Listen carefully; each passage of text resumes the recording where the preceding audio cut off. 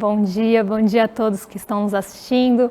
Realmente a coisa não está boa ali para as grandes empresas de tecnologia dos Estados Unidos. Ontem a Meta anunciou uma demissão em massa ali dos seus funcionários. A Meta ela acaba sendo responsável, um conglomerado responsável pelo Instagram, responsável pelo WhatsApp, também pelo Facebook. Então ela anunciou aí que vai demitir 13% dos seus funcionários. Isso veio depois da queda do lucro.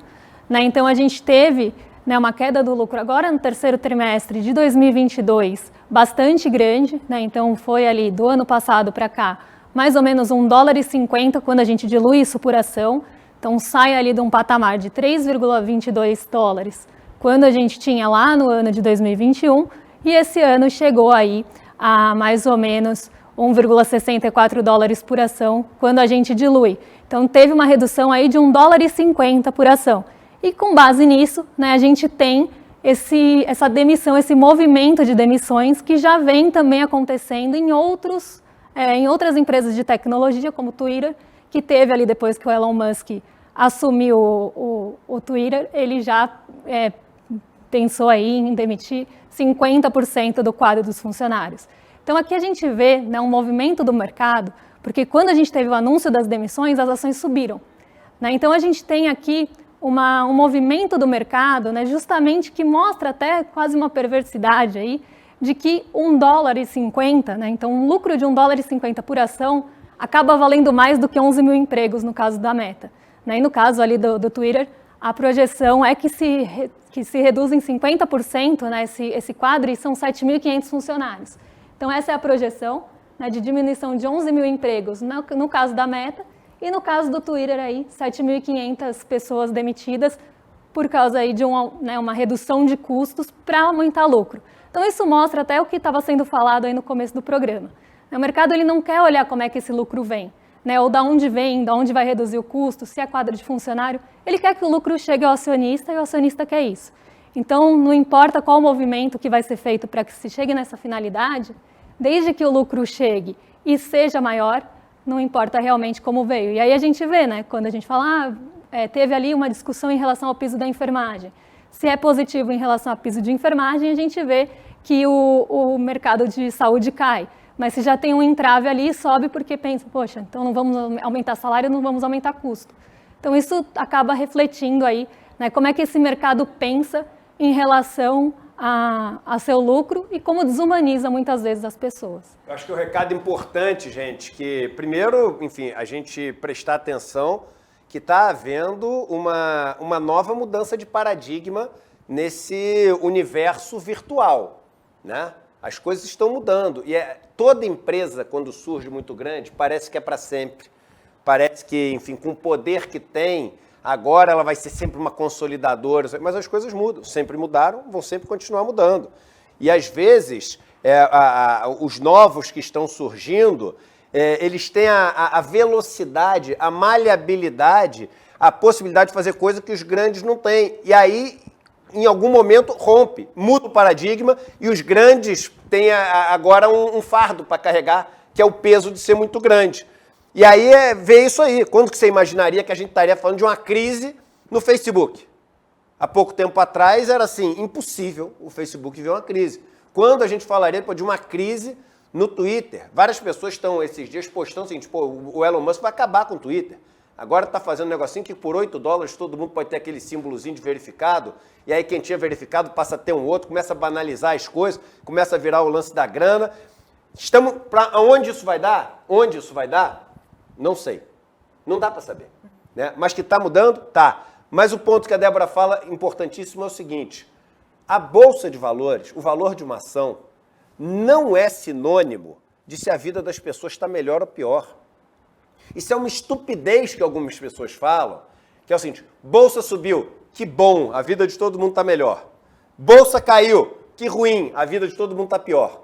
Então ela acabou de dar um exemplo aqui, o negócio do piso da enfermagem, Se isso acontecer, o preço das ações vai cair. Se o resto continuar constante, a bolsa nesse dia vai cair. E aí você vai falar que a vida das pessoas ficou pior? Não. Mas o que você está falando é o seguinte, a lucratividade de algumas empresas que poderiam estar sendo, enfim, mais, eu não vou nem usar a palavra generosas, mas repartindo mais os ganhos, né, que produzem, a lucratividade dessas empresas vai diminuir, o valor da empresa diminui, mas a sociedade está melhor depois. Então é muito importante a gente aprender que o mercado financeiro não deve ser o nosso guia sobre o que está sendo feito ser certo ou errado.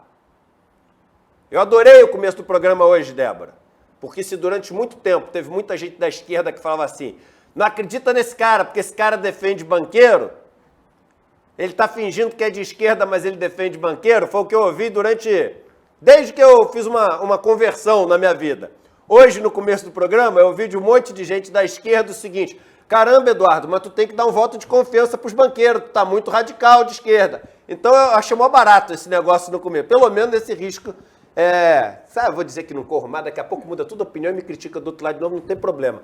Mas não vamos ser reféns da Faria Lima. Não vamos ser reféns da cotação das ações. Não vamos ser reféns de quanto vale o índice Bovespa.